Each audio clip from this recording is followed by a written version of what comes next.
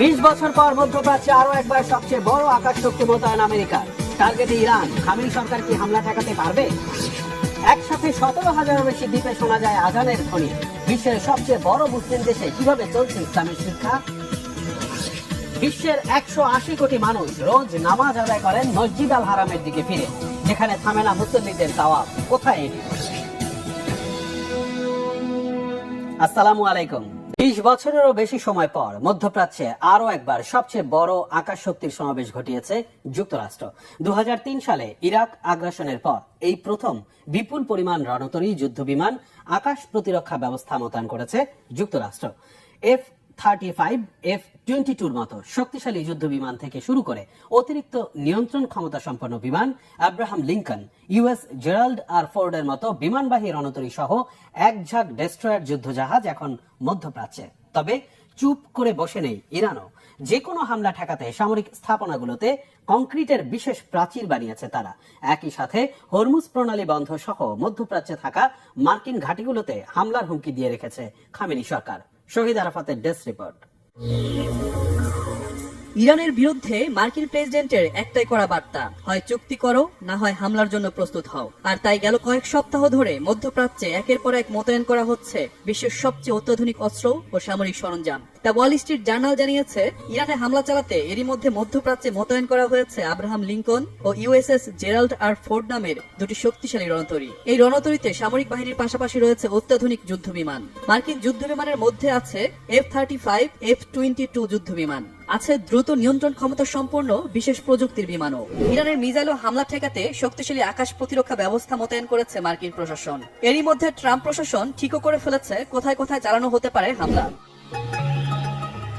ধারণা করা হচ্ছে ইরানের নেতাদের হত্যা করা ট্রাম্প প্রশাসনের প্রধান লক্ষ্য, কারণ ইরানের সরকার পরিবর্তন করতে চান মার্কিন প্রেসিডেন্ট ডোনাল্ড ট্রাম্প। মার্কিন বাহিনীর দ্বিতীয় টার্গেট ইরানের পরমাণু ও মিসাইল স্থাপনায় হামলা চালিয়ে সেগুলো ধ্বংস করা। এরই মধ্যে ইরানে হামলা চালাতে সব প্রস্তুতি প্রায় শেষ করেছে মার্কিন বাহিনী। প্রেসিডেন্ট ট্রাম্পের সবুজ সংকেত পেলেই ইরানের মিসাইল ব্যবস্থা লক্ষ্য করে হামলা চালাবে নেতানিয়াহু বাহিনী। ধারণা করা হচ্ছে সিরিয়া থেকে মার্কিন সেনা সরিয়ে ইরানে হামলা চালাতে তাদের মোতায়েন করা হতে পারে। মধ্যপ্রাচ্যের ঘাঁটির পাশাপাশি ভারত মহাসাগরের ঘাঁটিও হামলায় ব্যবহার করতে পারে যুক্তরাষ্ট্র। মার্কিন জ্বালানি সচিব ক্রিস রাইট হুঁশিয়ারি দিয়ে বলেছেন, যে কোনো উপায়ে ইরানকে পরমাণু অস্ত্র মজুত থেকে বিরত রাখাই যুক্তরাষ্ট্রের লক্ষ্য। যুক্তরাষ্ট্রের হামলা ঠেকাতে কঠোর প্রস্তুতি নিচ্ছে ইরানও। মিসাইল ব্যবস্থা ও সেনা ঘাঁটি রক্ষা করতে বিশেষ ধরনের কনক্রিটের প্রাচীর তৈরি করছে তেহরান। 30 কিলোমিটার এলাকা নিয়ে ইরানের পার্চিন কমপ্লেক্স নামের মিলিটারি সাইট জুড়েও আছে এই বিশেষ প্রাচীর। এদিকে সম্ভাব্য হামলার শঙ্কায় ইরানে বসবাসরত পোল্যান্ডের নাগরিকদের দেশ থেকে নির্দেশ দিয়েছে পোলিশ সরকার। সামরিক হামলা ঠেকাতে পরমাণু ইস্যুতে যুক্তরাষ্ট্র ও ইরানকে এখনই চুক্তি করার আহ্বান জানিয়েছেন আন্তর্জাতিক পরমাণু শক্তি সংস্থা IAEA এর প্রধান রাফায়েল গ্রোসি। মধ্যপ্রাচ্যে বড় ধরনের সংঘাত ঠেকাতে দুই পক্ষের সংযত হওয়া জরুরি বলে জানান তিনি। শহীদ আরাফাত, বাংলাভিশন নিউজ ডেস্ক। 2-1 দিনের মধ্যে ইরানে বড় হামলা চালানোর পরিকল্পনা করছে আমেরিকা, যা চলবে কয়েক সপ্তাহ ধরে। মার্কিন সংবাদ মাধ্যম এক্সিওস বুধবার এক প্রতিবেদনে এ তথ্য জানিয়েছে। তারা বলেছে, মার্কিনিরা মধ্যপ্রাচ্যে সম্ভাব্য যুদ্ধের ব্যাপারে যতটা না বুঝতে পারছেন তার চেয়ে বড় যুদ্ধের দ্বারপ্রান্তে আছে যুক্তরাষ্ট্র। বিস্তারিত মীর ফজলে রাব্বির ডেস্ক রিপোর্টে। ইরানের ওপর যে কোনো সময় বড় ধরনের হামলা চালাতে যাচ্ছে যুক্তরাষ্ট্র। এই অপারেশন কয়েকদিন নয়, বরং চলবে কয়েক সপ্তাহ ধরে। সীমিত আক্রমণ নয়, যুক্তরাষ্ট্রের লক্ষ্য এবার সর্বাত্মক বিধ্বংসী অভিযান। 18 ফেব্রুয়ারি এক প্রতিবেদনে এ তথ্য জানিয়েছে মার্কিন সংবাদ মাধ্যম এক্সিওস। প্রতিবেদনে বলা হয়, এবারের হামলা হবে অনেক বড়, যা কয়েক সপ্তাহ ব্যাপী চলবে।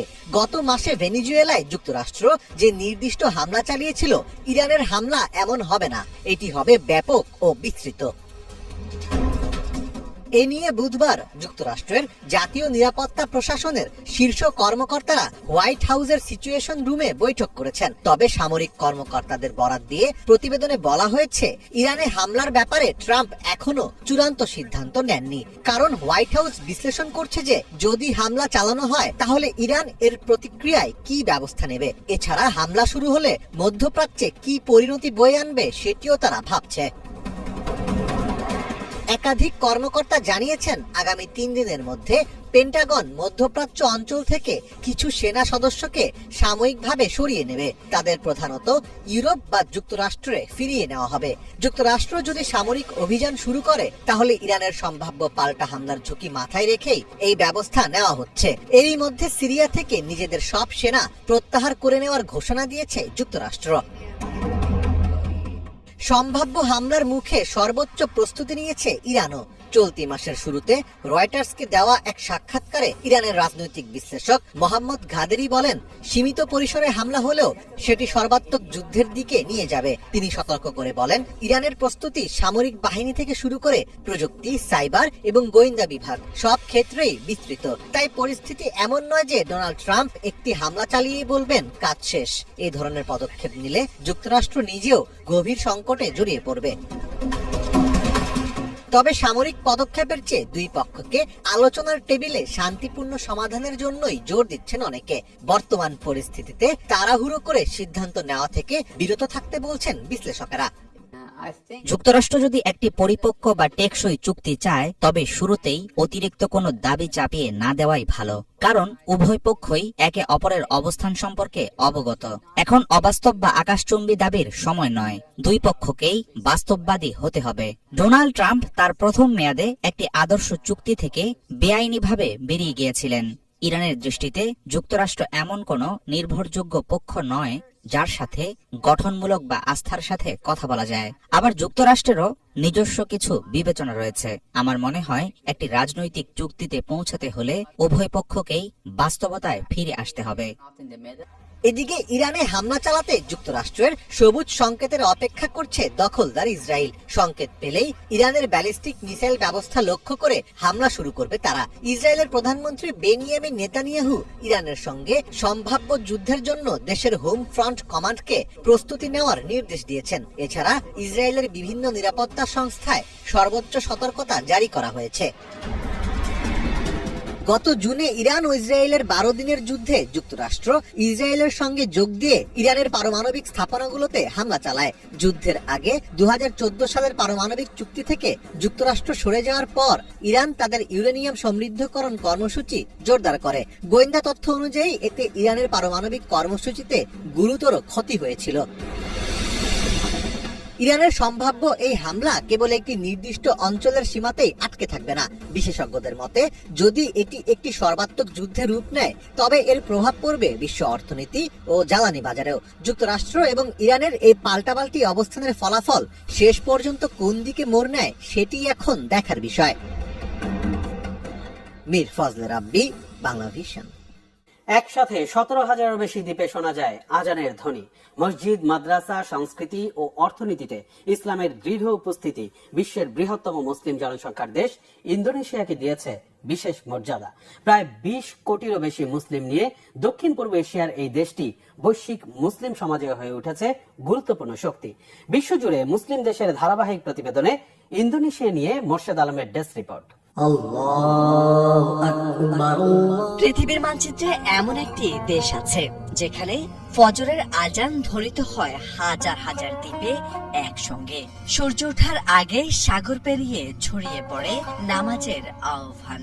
জনসংখ্যার বিচারে বিশ্বের বৃহত্তম মুসলিম জনসংখ্যার দেশটির নাম ইন্দোনেশিয়া। 2026 সালের উইকিপিডিয়ার তথ্য মতে দক্ষিণ পূর্ব এশিয়ার বিস্তীর্ণ দ্বীপ রাষ্ট্রটিতে প্রায় 29 কোটি মানুষ বসবাস করেন। এর মধ্যে মুসলিম জনসংখ্যা প্রায় 20 কোটি।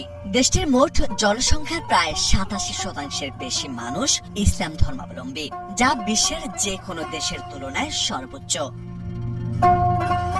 ইন্দোনেশিয়ায় ইসলাম শুধু একটি ধর্মীয় পরিচয় নয়, সামাজিক ও সাংস্কৃতিক জীবনের ভিত্তিও রয়েছে সেখানে। দেশ জুড়ে রয়েছে প্রায় 8 লাখের বেশি মসজিদ। রাজধানী জাকার্তায় অবস্থিত দক্ষিণ পূর্ব এশিয়ার বৃহত্তম মসজিদ ইস্তিকলাল মসজিদ একসঙ্গে প্রায় 1 লাখ মুসল্লির নামাজ আদায়ের সুযোগ করে দেয়। মাদ্রাসা শিক্ষায়ও ইন্দোনেশিয়া সমৃদ্ধ। হাজার হাজার ধর্মীয় শিক্ষা প্রতিষ্ঠানে তাফসির, হাদিস, ফিকহ সহ ইসলামের নানা শাখায় পাঠদান করা হয়। আধুনিক শিক্ষা ব্যবস্থার সঙ্গে ধর্মীয় শিক্ষার সমন্বয় ঘটিয়ে নতুন প্রজন্মকে গড়ে তোলা হচ্ছে, যা দেশটির ইসলামী সমাজকে দিয়েছে প্রগতিশীল রূপ। খাবারের টেবিলেও ফুটে ওঠে এই মুসলিম সমাজের বৈচিত্র্য। নাসি বা ভাত ছাড়া যে কোনো খাবারই পূর্ণতা পায় না সেখানে। নাসি গোরেং, নাসি লেমাক কিংবা মশলার গরুর মাংসের বিখ্যাত পদ রেন্ডাং, সবকিছুতে রয়েছে স্থানীয় স্বাদ ও ইসলামী রন্ধন ঐতিহ্যের ছাপ। টেম্পে সামুদ্রিক মাছ, মুরগি ও গরুর মাংস, বহু উপাদানে সমৃদ্ধ দেশটির এই রান্না বিশ্বজুড়ে জনপ্রিয়তা পেয়েছে।